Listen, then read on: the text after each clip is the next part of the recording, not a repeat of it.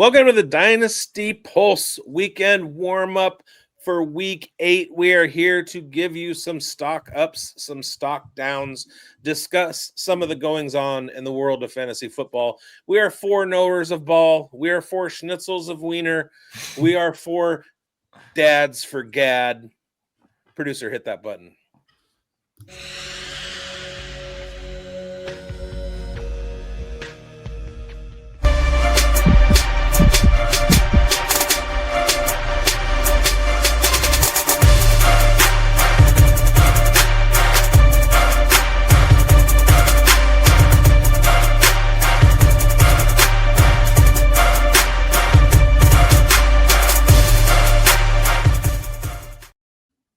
Welcome to the Dynasty Pulse weekend warm-up, Week 8. I am bigz. Schultz is in the building. Coach is down below, and Chev GPT, as always, is running out the encyclopedic ball knowledge.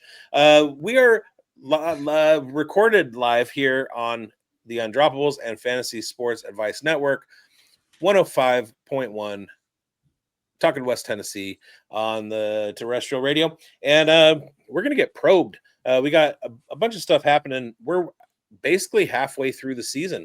We're entering Week 8, and most of the fantasy playoffs go 14, 15, 16, and or 17. So we're getting down to the nitty-gritty. You really should have a good idea of whether you're a contender or a pretender. So we're going to give you some stock ups and stock downs later so that you can kind of put together a trade strategy. Go ahead and send some off for draft, send some draft picks off so that you can build for that playoff run, or break it all down and go acquire those draft picks. Don't forget the 2027s, get those thrown in there. How are you guys doing? Oh man, working like there's 20 of me. You know how that goes. Yeah, thank God. Well, don't thank me. Watching Carson Wentz get injured last night, Thursday, whatever. Last night, yesterday, this morning, right now. Yeah, not right this Very second. curious to see what's about to happen. We were talking in the pre-show about I had a point to make. We were talking about Greg Dulcich, and Chev had gone in one of our leagues and grabbed him some nice curly flow.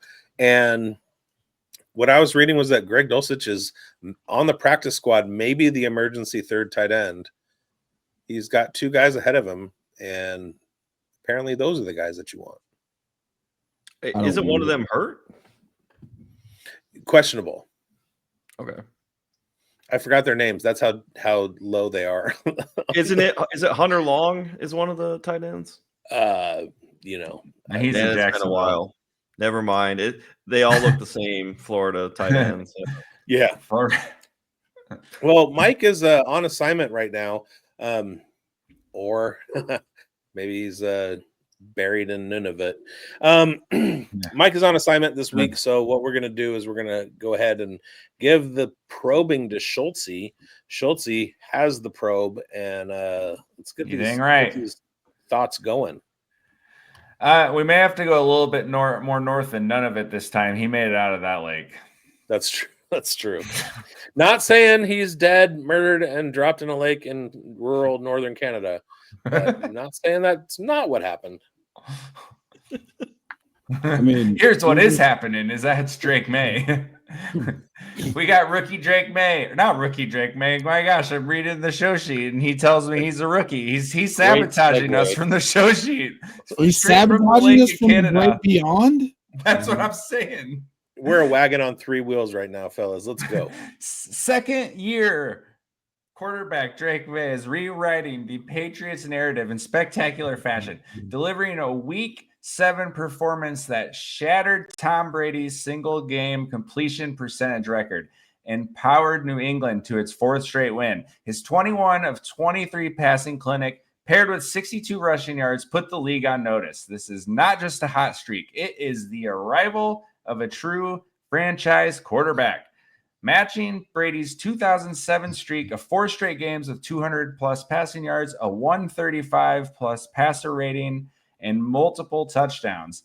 Maye's blend of pinpoint accuracy and dynamic rushing ability gives him a fantasy profile built for long-term dominance. The question is not whether he's good, it is how high his dynasty ceiling can climb. So, Coach, we got a question for you here. In Dynasty specifically, how aggressive are you in getting Drake Maye? Has he already cracked your top 8 Dynasty quarterbacks? Or what about top 5? For potential cornerstone asset territory, have we made it there? Absolutely. And I was on this call all off season. Right now, I would go Allen, Daniels, Lamar. I think you have to give respect to Mahomes, and that's where you start to draw Drake Maye in there. And just behind, or even you could put Jalen Hurts. I would say Mahomes, Maye, Hurts. In preseason, bring home the bacon quarterback was Drake Maye for me. All off season, I was saying that Drake Maye would join Hurts and Burrow in that tier behind Allen, Lamar, and Daniels. So here we are. We have it. There's been that shift, that change. It's not sacrilegious to put him up ahead of Joe Burrow. It's not sacrilegious to put Drake Maye in the same conversation as Jalen Hurts. And, you know, that gap that I was talking about behind the big three of Allen, Lamar, Daniels, I don't think it'll be sacrilegious to start putting him in that same tier, respectfully. But again, we talked about pools getting larger in the receiver room last week. I think we can see that with some of this top tier on the quarterback front. But let's just talk some good stats about Drake Maye. QB4 right now, 21.3 fantasy points per game, ranked 6th. Third in yards per attempts is Drake Maye, 8.6. 7th in best ball points added. Number 1 in EPA. 7th in first down rate. Completion percentage, deep ball, ranked 2nd, Drake Maye. True completion percentage, ranked 7th. Completion percentage versus man, 1st, versus zone, 7th. So it doesn't matter what reads, what fronts, what's being shown by the defense for coverage. In rushing, Drake Maye, 5th in QB carries per game at 6.29. He has 200 rushing yards. I think we can get to 500. I think there's a future ceiling for 700 to 800 and an uptick in those rushing touchdowns. 4 games of 250 passing yards or more. So there's consistency. A completion percentage for Drake Maye, 65% or more in every game. With 4 games, Drake Maye has a 75% completion percentage or higher. For real NFL, looking on NFL Pro, some film, Maye really steps into his deep ball throws with full confidence. He's not afraid to sling it. He drops the ball in a bucket. His wide receiver core, Demario Douglas, Keyshawn Boutte, Stephon Diggs. You mix in Hunter Henry, Matt Collins, and we don't have Kyle Williams right now really in the rotation.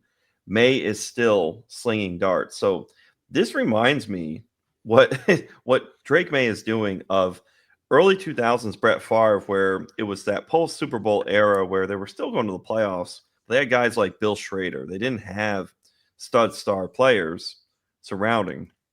Drake Maye has an assortment of good players, not great, and he's making the most with somewhat the least. And I just see where this is just going to rapidly rise for Drake Maye as we acquire, maybe at the trade deadline. Olave would have been fun. It sounds like an extension there. But man, Rashee Shaheed would really hit.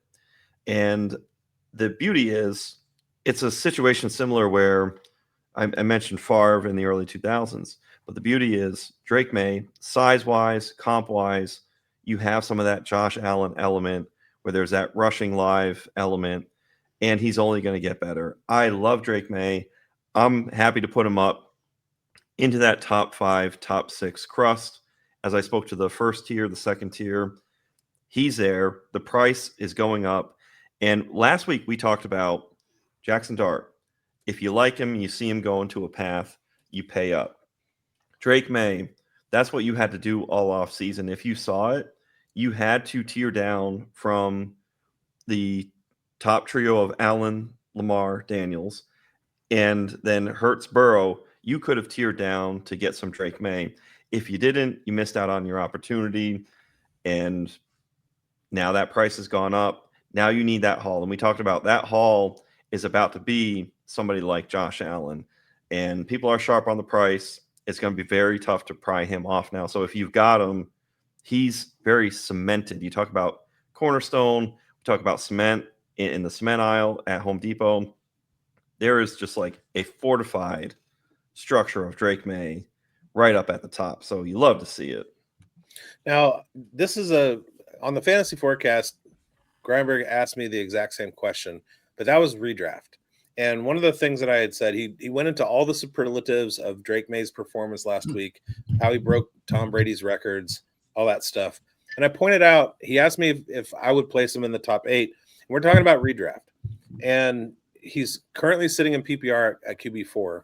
Yep. But if we look at kind of the way that even after that performance, he was still QB10 for the week. So there are a handful of guys who are going to be able to outscore him on a week-to-week basis. You also have some attrition at the quarterback position with Joe Burrow being out, Jaden Daniels missing a whole bunch of time. I feel very comfortable with him in the 8, 9, and 10 spot in redraft. In Dynasty, you are absolutely correct. He's a tier 2 quarterback, and he should be going in 5 through 8. The thing when you watch him is you're watching him sling it out there, and not only is he does a great job of pushing the ball, but it's just eye-popping throws. Like you're just like, holy crap. And I just looked here, and Player Profiles got him listed at 3rd in the league with 9 money throws. So I mean, that adds up. I love that. He's also, where did I just see it? Oh, 1st in the league in pressured completion percentage. Yes. Yeah. So like he throws dots, he pushes the ball down the field, and he'll do it with dudes in his face. Like, oh my, we're going to the moon. It's the composure that I see. You see a lot of guys like, Spencer Rattler. He's made some nice throws. That touchdown he threw to Rashee Shaheed, that was beautiful against the Giants. But the composure is not always there. Caleb Williams, very similar story. Drake Maye, Jackson Dart, these kids are totally composed. My God. Don't shoehorn Jackson Dart into this conversation. He does not belong in this conversation at all. Hey, and the beauty with Drake Maye is he's just very cocksure. All right, he's very cocksure, and his deep ball, the Saints game, there were back-to-back plays where I think it was the holding or the interference on Stephon Diggs. The very next play, Drake Maye just launched the ball, dropped it in a bucket, and it was like back-to-back plays, duplicate of like 55 yards down the field. It's incredible what Drake Maye can do. I reserve the right to glaze Jackson Dart at every opportunity. Yep, but it just doesn't belong here in the tier 1. So I didn't say tier 1. I said tier 2. Are we talking about tier 1 imports? No, price is too high. Yeah, the tariffs are too high right now, and the tariff is astronomical on trying to put Jackson Dart in tier 2. It's absolutely he's doing ridiculous. right now what Drake Maye did when he was a rookie starting. Sure. Okay. All right. So again, there's a level of ridiculous. Oh, lad, go ahead. That just happened tomorrow. Last night. Today. Now, listen, with Drake Maye, he was both Jeremiah and I's bring home the baking player. We did that for another thing that I work on. Bless you. See, you're allergic to that Jackson Dart talk too. I knew it. You're right. I tried to mute it, but I just had to. I couldn't stand for that. All right. So Drake Maye is number 1 in the league in EPA per play at 0.66. And he's also, like you said, he's doing it under pressure, pressured completion percentage. The thing about Drake Maye is everything. Bigz has a thing where if a guy starts as a true freshman, he is basically Bigz is betrothed to him, and he has absolutely nailed it with Drake Maye. And Drake Maye does belong in tier 2. I would even entertain some tier 1 talk. I got ridiculed into oblivion for a trade that I made for him at the end of his rookie year, where I sent off Josh Allen. I got back Drake Maye, a 1st and a 2nd. And I think I sent off, it was Josh Allen and something else, and I got, Drake Maye, a 1st and a 2nd, and people were like, "Oh man, you're just handing this dude the league." And I was like, "You'll see. You will see. This is elite." He survived that rookie year because they did not protect him. They're still not doing a great job of that now because he's one of the most pressured quarterbacks in the league. and he's thriving because this is the makeup. This is what you want in a franchise guy. It's just level, and he just sets you on fire, and you're in danger anytime the ball is in his hand. So I absolutely love that we all love Drake Maye. I tease bigz about Jackson Dart because that's just been what I've done since I've been a part of this show. And I mean, I do that, and then I have Jackson Dart everywhere because I listened. So, and if you had been watching the fantasy forecast right before the start of Drake Maye's rookie season, Josh Allen was my Drake Maye comp. And I mean, listen, it's there, it's everywhere, and it would be fitting for Bills fans to have Josh Allen's prime cut short by another Patriots quarterback who is just, I mean, the absolute nuts. So, yeah, I mean, I can't say enough about Drake Maye. Schulte, get us to the next question. All right, here we go. We're going to talk about some Ashton Jeanty. The Raiders' Week 7 blowout loss to the Chiefs was rough across the board, with rookie Ashton Jeanty limited to just 34 yards total in an offense still trying to find its rhythm. The performance was not a reflection of his talent, but of the overall unit's struggles. For dynasty managers, it is a moment to monitor rather than to overreact. With a bye week to regroup and his role in the offense still intact, Jeanty's long-term outlook remains steady as the Raiders look to reset in the second half of the season. So, bigz. Yes. Mr. Raider himself over here. Jeanty's rookie momentum just hit its first real bump, but the talent is undeniable. From a dynasty perspective, how are you valuing him long-term? Are we talking about a prime buy low target, a future RB1, or more of a patient stash play until the Raiders offense figures this out? He is absolutely a buy low target and a future RB1. Let's go back, rewind a little bit on Bijan Robinson. Bijan Robinson is pretty much in that upper echelon. He's looked at in the same regard as Jahmyr Gibbs moving forward. Everybody knows what Saquon Barkley and Derrick Henry did last year. And that's the type of production that Bijan is giving you. But it did take him a couple of years. He had to get out of the Arthur Smith offense to do that. He had to increase his presence in the receiving game because of the fact that Tyler Algier was there. And Tyler Algier, frankly, steals a lot of carries. But that's fine, especially if you're a Falcons fan, because Tyler Algier is really, really good. And I wish he was an RB1 somewhere else, but the Bijan draft pick sunk that. Patience with Jeanty if you have him. Buy low from somebody who's panicking if they have him. The thing about this Raiders team is their offensive line is absolute hot garbage. And I've been saying that since the beginning of the season. This isn't an Ashton Jeanty problem. This is a Chip Kelly and Pete Carroll play calling problem. This is an inability for the Raiders to sustain drives. What worried me about that game against the Chiefs wasn't the 34 yards. It was the 6 carries.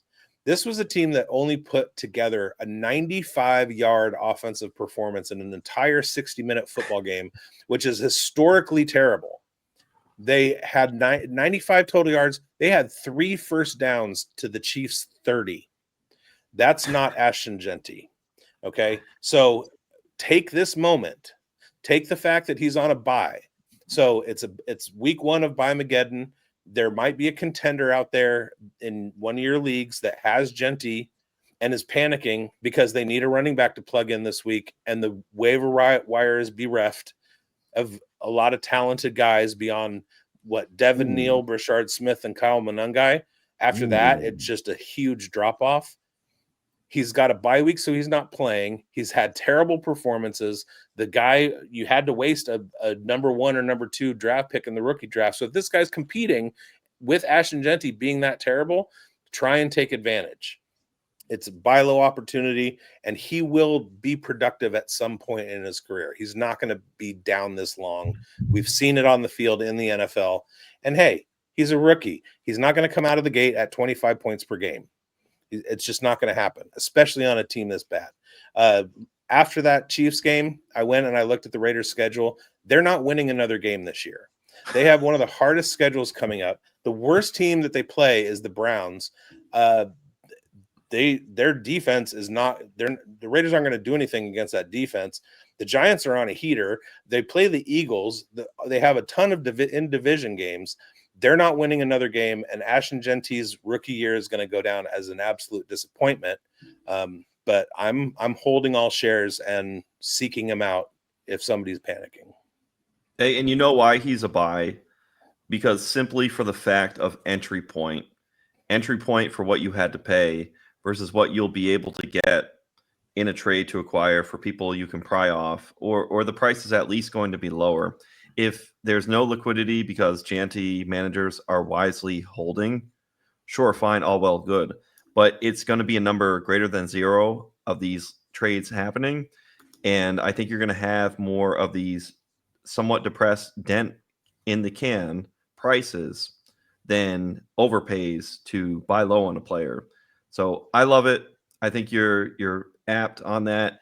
And also, even if Jeanty doesn't hit his ceiling from what was projected coming in as a rookie, right now it's going to be better than everything that you laid out. There will still be a bump there somewhere in between there of that massive ceiling, which can still happen.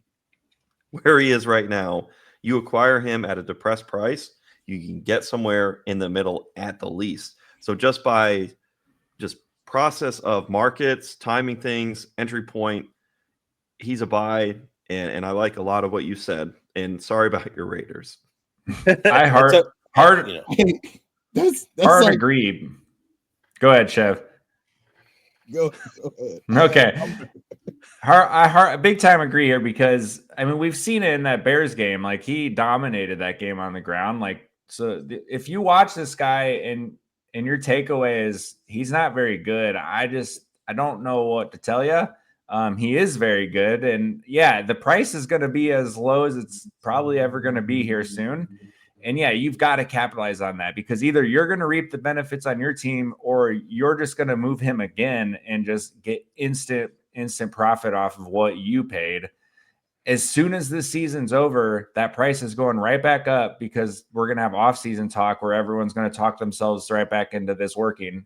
I mean, it will get better, but like it's just going to be that off-season hype of people say, oh, well, they brought in this offensive lineman. Now they got a new offensive coordinator.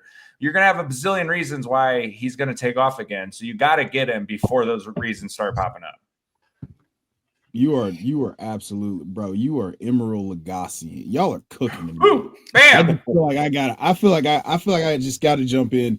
Now, I like to be a little bit more measured with my responses on with certain things, but with Ashton Jeanty, the noise and the nonsense surrounding his performance to date just tells you that people don't like watching football. I'm struggling really bad not to curse right now because it's really dumb.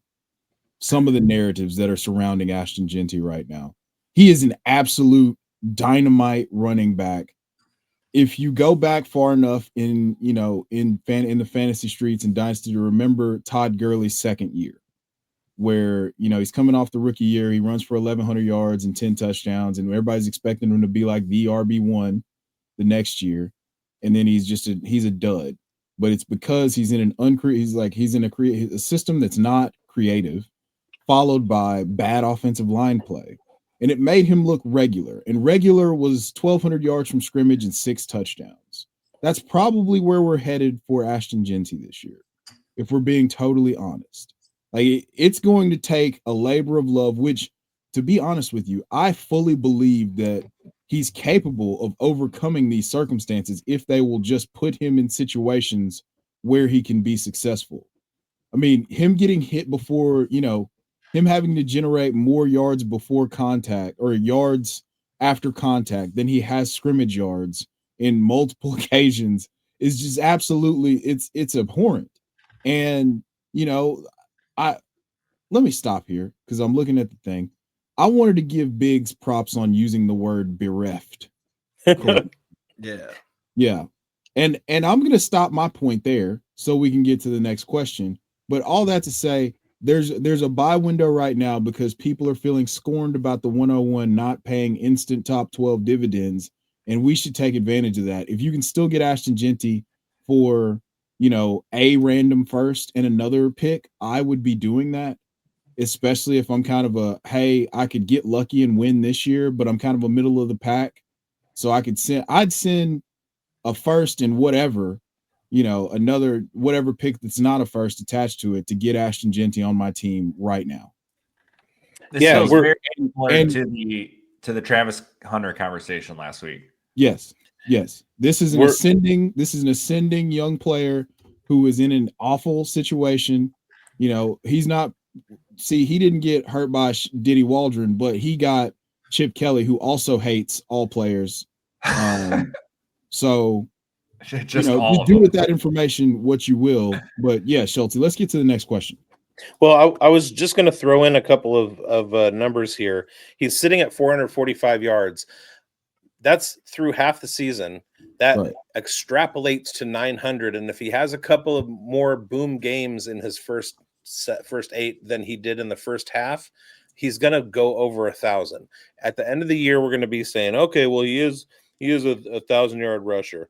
He has a 1.3 yards before contact rate, which is in the bottom 5% of the NFL. It's absolutely terrible. There are only a handful of running backs with any success or that are near there. Chase Brown is one of them. And then he has 145 yards after contact, which isn't great. It doesn't speak to what he did at Boise State, but it's still within the top 20. So it's hard to run, just like with quarterbacks, with Derek Carr when he was on the Saints. It's hard to get the pass off when you have 3 linemen in your face in the first half second after the snap. It's hard for a running back to get going when there's 4 guys in the backfield and they're 2 yards deep when you get the ball. It's hard. He does overcome that to a certain extent. We'd like to see more, but go ahead and get after that. Yeah, dude, 1,000 yards in this situation. I mean, that speaks to Jeanty itself. Like, my God. Let's go over here to some Rashee Rice. And after more than a year away, Rashee Rice wasted no time reminding everyone why he's Kansas City's wide receiver 1.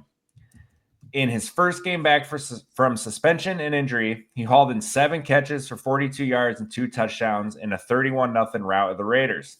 Even on a snap count, he led the team with 10 targets and looked fully integrated alongside Xavier Worthy and Hollywood Brown, giving Patrick Mahomes his most complete receiving core of the season. For dynasty managers, this return was more than just a strong box score. It reaffirmed Rice's role as the focal point of Kansas City's passing attack. He showed zero rust, commanded volume immediately, and his possession and red zone skill set fits perfectly with Worthy's field stretching speed and Brown's explosiveness. At just 24 years old and tied to Mahomes, Rice's situation gives him both a stable floor and legitimate wide receiver 1 dynasty upside as the offense continues to evolve. So we're going over to you, Mr. Chev GPT, my lord.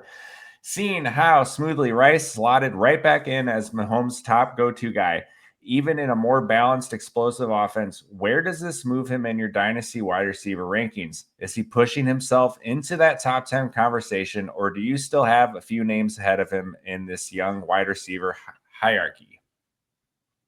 I absolutely love that question because I think that the biggest thing for people, for me, it's been a huge talking point in several group chats. I guess I pissed Schulte off. He's out of here. You might have had to poop. It's possible. I mean, don't forget your poop night. You started the Canadian Cheetos. Start getting it. Wow, that's a world's fastest poop, guys. That's incredible. I'm good like that. Efficiency metric on point. I put that on Player Profiler. In all seriousness, I have him in tier 2. I mean, or excuse me, tier 3. I would believe that he would be, if JSN has crawled into the tier with Malik Neighbors, he would be at the back of the tier, of that tier behind like Drake London, or at the front of the very next tier. So wherever you have Emeka Egbuka, that's probably where I would have Rashee Rice. And I think that Rashee Rice has shown you time and again If you go back to the rookie year, his second half, he paced for more receptions, yards, in the same amount and more touchdowns than Puka Nacua scored. And then if you expand that out to the playoffs in his last 14 games, it's like 100 receptions for 1,400 yards, and like 164 target pace. And then you add the first 3 games of last year in, and it gets even more ridiculous. And I don't know how many times you have to see him be good at football to believe that he's good at football. And you hear the Chiefs, you see how the Chiefs, the actual people on the team, refer to him, and then people want to argue and say, well, I think Xavier Worthy's going to be the wide receiver 1 because he did this when it's like, yeah, man, that's because daddy wasn't home. But now daddy's home. He's back off suspension. He's staying off the expressway. He's doing 15 in the school zones now. All right. We're 10 miles under the speed limit in school zone. We're not messing up the bag. Okay. So Rashee Rice is an elite asset from a dynasty perspective. If you were sharp enough to buy him in dynasty, because you realize that this is just a 6-game suspension, and it makes no sense for that to be a concern for a 24-year-old player in dynasty, but we were able to get discounts everywhere because people were using narratives like this to depress the price. So to those people, the fake sharps that were harping on his suspension and all this other stuff, the only thing that concerns me is that we're going into next year will be a contract year. And, there's 2 outcomes here for me. And one being he just stays on the straight and narrow and we never have to talk about this again, or he's in a completely different environment because the Chiefs are no longer going to pay wide receivers. And now it's a little bit nebulous as to how he'll be used or where, in what fashion, what the contract situation is. With a situation like this, Jameson Williams got his money, but, it's been a much less ballyhooed and made about situation of him taking boner pills and putting parlays in. Rashee Rice put some people in danger, right? And so that's a thing that we have to factor in because this is ultimately going to affect that contract and where he gets his money from. If it's the Chiefs, we're all in still. If he goes somewhere else, we got to just kind of wait and see and approve of the situation. So I love Rashee Rice. He was my bring home the bacon player in 2024. I mean, he's just shown you every single time that he gets the football or an opportunity to play football that he's good at football. So I'm all in. I'm all over it. Like I said, I would have him and Emeka Ibuka right next to each other dynasty wise. I want to see him go Nebulous. to the Patriots. Great use of Nebulous. And Ballyhoo. I think, too, you made a great point, Chev, when you talked about Rashee Rice and the contract coming up. It's going to be very similar for somebody like Jordan Addison as well. It really, you push the limit. You're immensely talented, both players, Rice and Addison. But you get to a point where the BS and the play, it has to level and the play has to take off and the behavior has to plummet in a good way. Like they have to go in opposite directions at a certain point or show that trajectory. We're seeing with George Pickens, will he crash out? Can he hold it together? What's going to happen with him?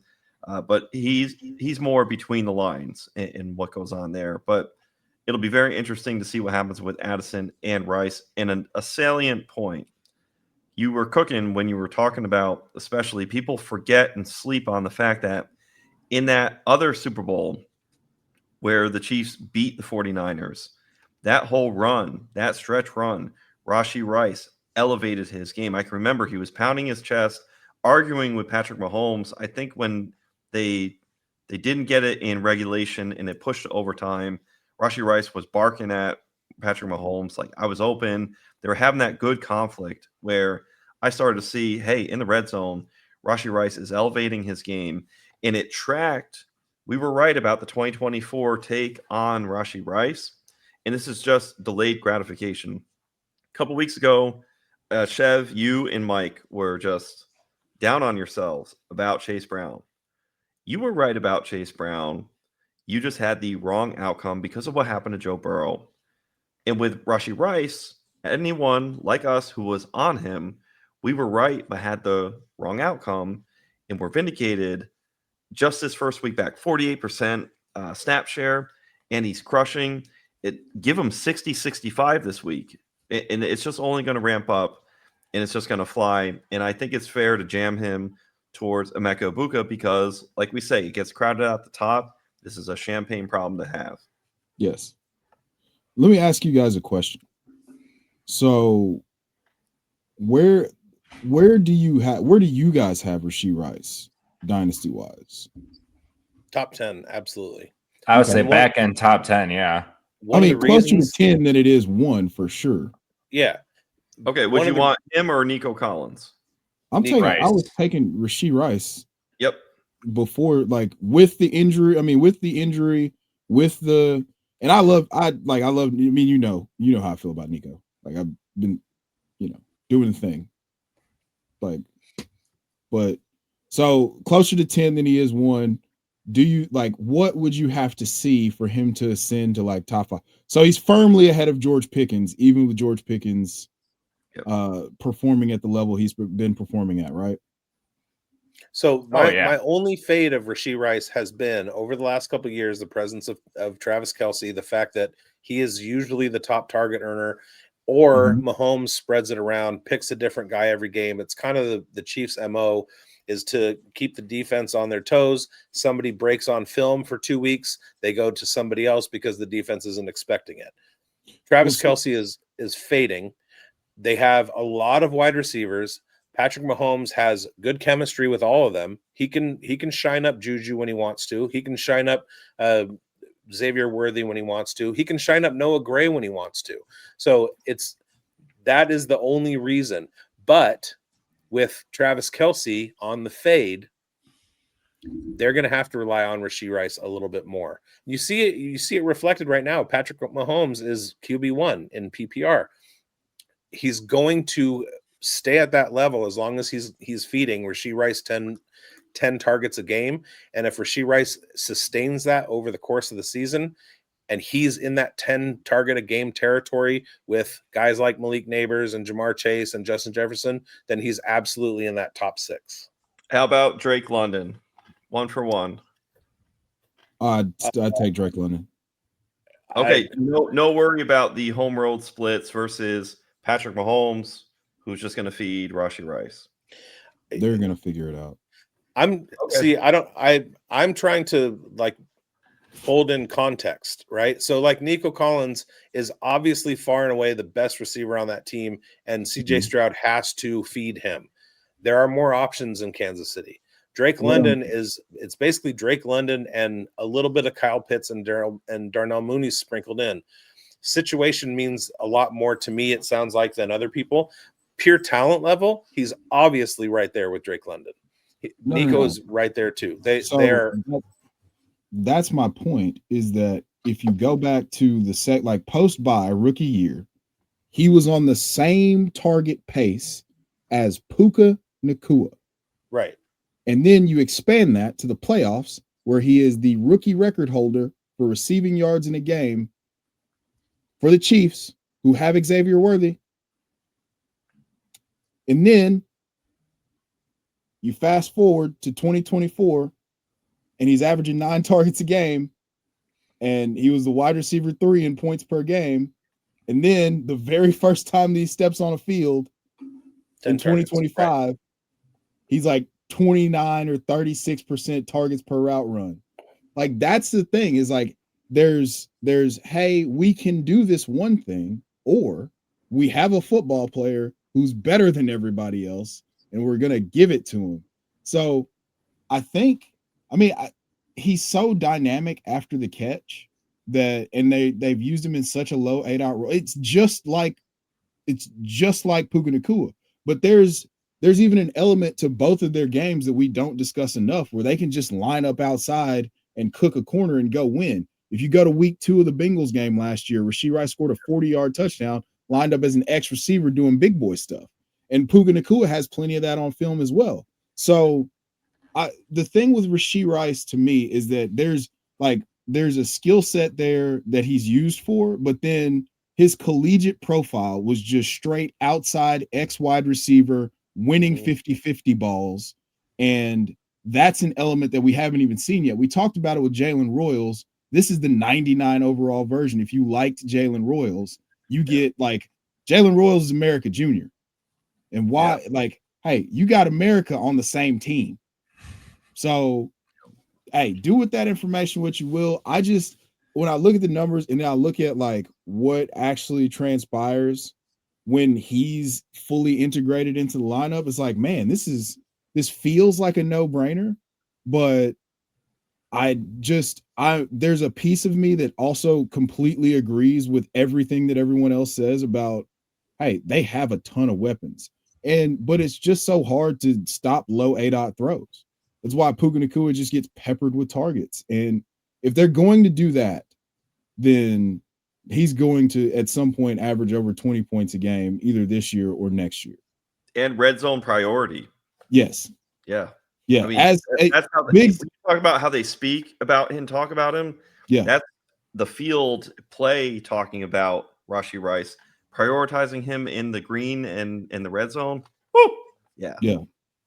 Yeah. As Travis Kelce, if Travis Kelce takes a step back again, this is the targets per out run could be like Malik Neighbors level outrageous. Stock up, you might say. One could say stock up. Okay, let's get into some dynasty stock up and stock down. And I guess I'm up first. And I am stocking up Isaiah Davis. Wait, Schultze, who's your stock up? Oh, thank you for asking. It is Isaiah Davis, running back New York Jets. So we got two reasons for this one. Number one is Braylon Allen is hurt and he had knee surgery. And so Isaiah Davis is your de facto number 2 guy. And he got, I want to say like 39% snap share this past weekend. So you're going to get some run for this guy. But hey, the big reason he's on this list for me is you should probably go throw some low ball offers for this guy. Because if Breece Hall gets traded, they got nobody else. And Isaiah Davis is going to get just loads of volume. Yeah, the offense is probably going to suck, but like you're likely able to go throw a later pick for this guy and hopefully maybe get the deal done. And if that's the case, like what you're looking at rest of the season, if Breece Hall gets traded is massive return on value. So go throw some low balls for Isaiah Davis and just hope Breece Hall gets traded if you land him. Hell yeah. Yeah, why are you fading Andrew Beck? The fullback? Yeah. What if he takes it? Khalil Herbert, he's in town. What if they just convert to the wishbone and abandon the fullback? What if Kene Nwangwu finally comes to fruition? Man. He finally puts it all together. What a throwback. Dude, so random story time, Chev GPT story time. So one of the dudes I work with, his son played at Iowa State and played with Kene Nwangwu and Brock Purdy and Breece Hall and the Charlie Kohler dude from the Ravens. They're all on this team. And he talked about Kene Nwangwu like he was like Superman. Yeah. I've been waiting for him. Yeah, he's like, yeah, I'll be out. Breece was good, like Brock Purdy. I mean, I never would have thought that he ever would have turned into anything like that. Like he wouldn't throw. So Dylan Sainer is the dude's name that played at Iowa State. He played for the Saints for a little while, and he just was like, yeah, but Kene Nwangwu. But I tell you what, that Kene Nwangwu, he's like, you get him on your fantasy team. He's like, he's a super cool guy. Also, one of the most ripped 45, 48, 49-year-old human beings I've ever met in my entire life. So it makes sense that his son would, be an NFL tight end. But yeah, Kene Nwangwu, he talked about him like he was just like he was made of vibranium. Iowa State has squatted up for the last 8 years.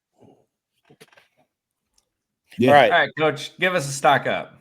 Hey, Arondothy Gadsden. So I just won at the show sheet race for stock up. So shout out to Chev, hat tip, bigz, anybody who's really been high on him. You love to see it. Gadsden has 137 explosive rate from Player Profiler for receiving. He has a tight end 1 week last week, 2 top 12 weeks, just missed a third week. He was tight end 14 week 3 versus the Broncos. The Chargers had that high pass rate over expectation. 3 games of 7 or more targets for Ronnie Gaston. He's cooking tonight already or tomorrow, however you want to lay it out. He's crushed. Currently 77 yards and a touchdown.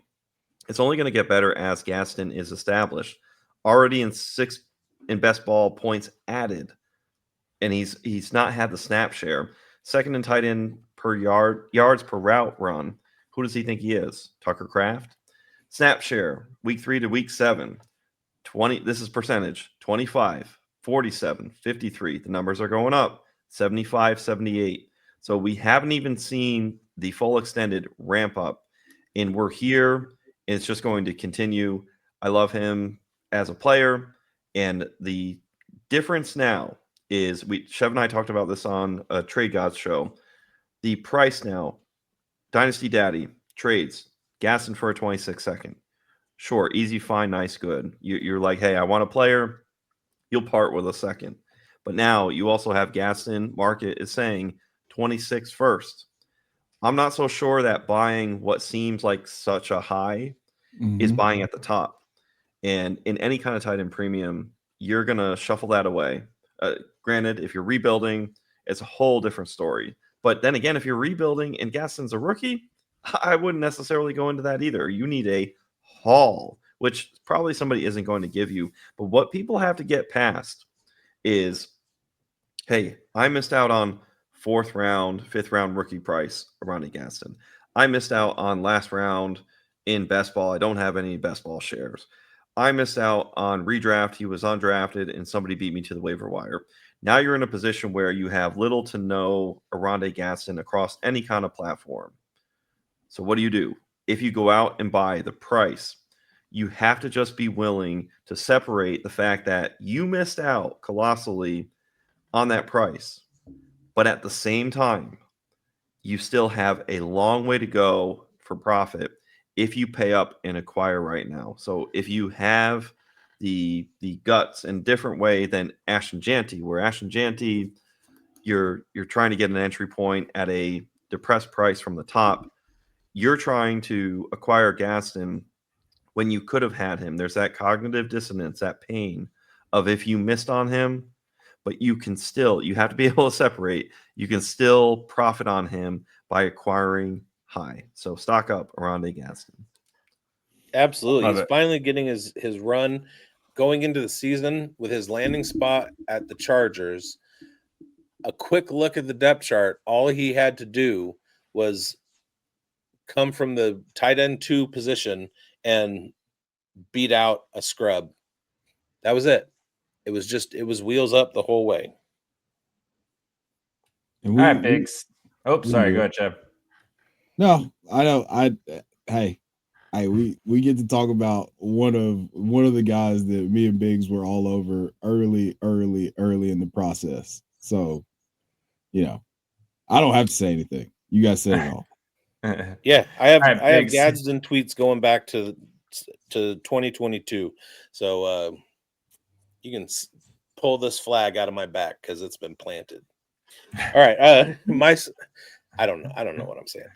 My stock up is Devin Neal. Now there's 3 ways to win in fantasy. There's volume, there's opportunity. I guess those go hand in hand, and there's talent.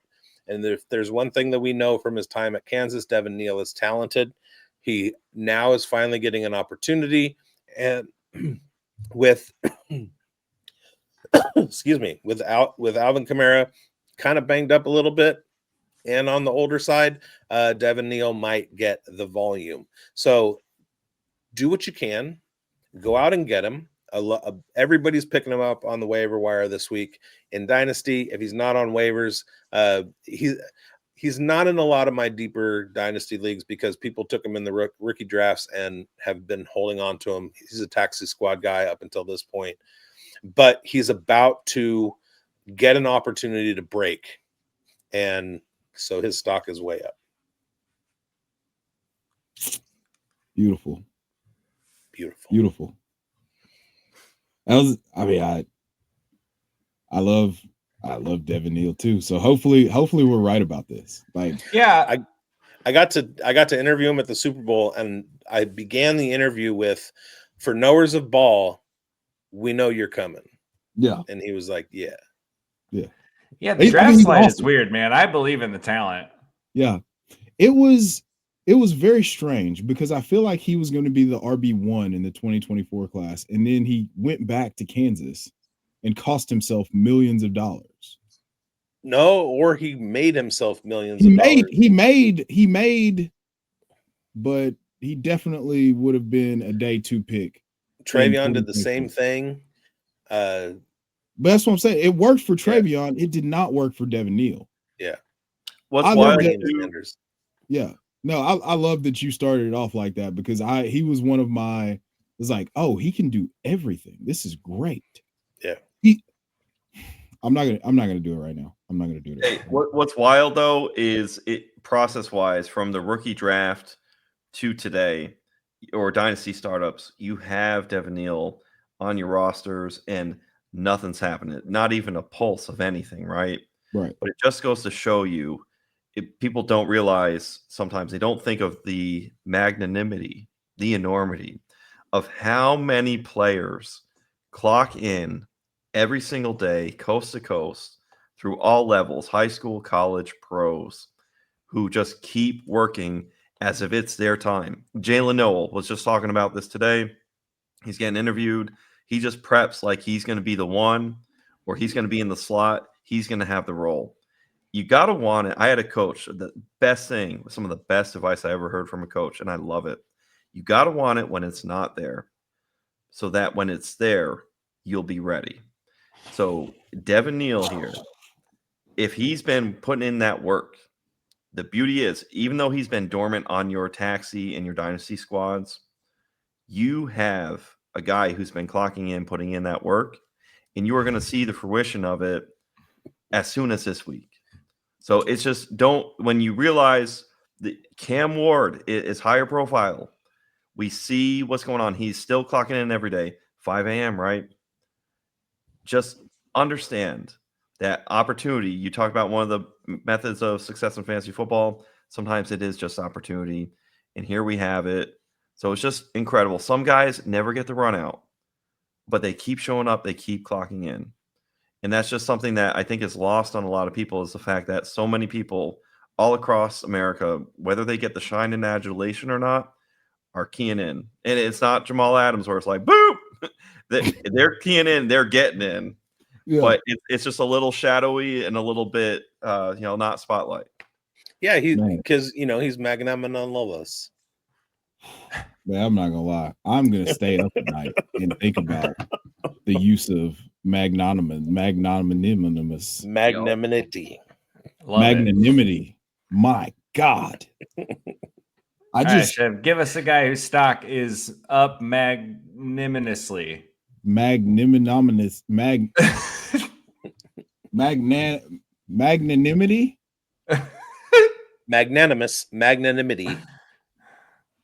Magnanimously. All right, listen. I'm not gonna lie. Things started vibrating in my room when I just said that. So I need to we gotta chill. Like maybe we said it too many times at once. I don't know if Candyman is gonna come out and just take Rashard Smith away from me or something if we keep saying it. But it's gonna be Jordan Addison. And I won't keep us here long, but basically going back to when TJ Hawkinson came back last year, he was at around 19 points a game in the games that TJ Hawkinson played a full snap share. And now in the 3 games, he's got 283 yards, and he's basically at about 17 points a game. So he's at 17 points a game exactly in 3 games so far. So he's basically playing Devonta Smith to Justin Jefferson's AJ Brown in this offense, and Carson Wentz is dealing and delivering. Maybe we get JJ McCarthy back at some point, maybe not. Ginger Mustard's holding it down right now. So yeah, Jordan Addison's going to be my stock up. And I think that he could give us T Higgins level production in 2025. I was going to say, what is the tier that includes Jordan Addison, Devontae Smith, Jalen Waddle, and T Higgins? Yeah. I mean, that's what, 5 probably? Yeah. Would you have George Pickens ahead of that cohort?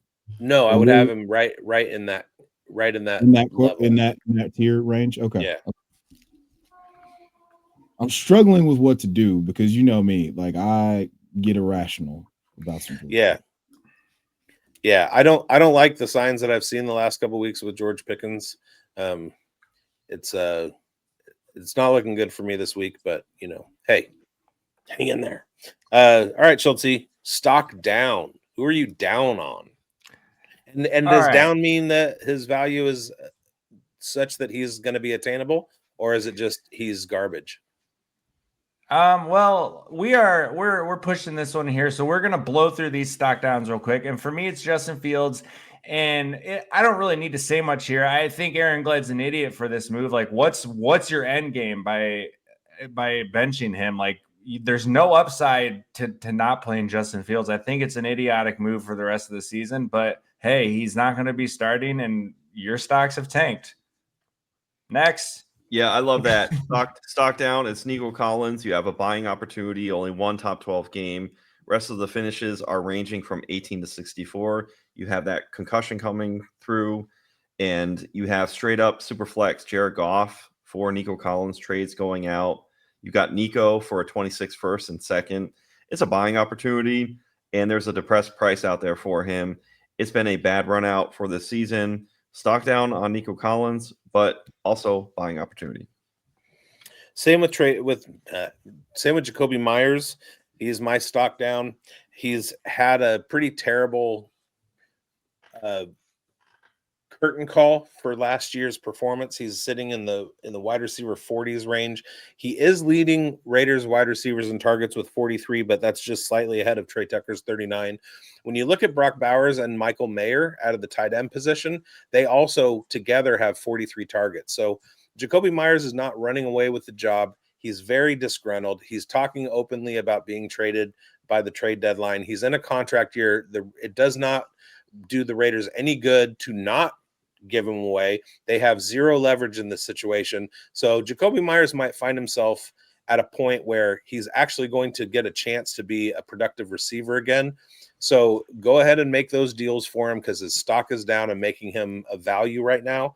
And he could wind up in a situation where, say he takes over in Seattle for what Cooper Kupp is doing, or he goes somewhere like the 49ers who, they can't keep anybody on the field. Go out and get Jacoby Myers, and because of the way his stock is sitting right now. And Chev, have you made a decision yet? I just did. Okay. This one's final. It's Kenneth Walker.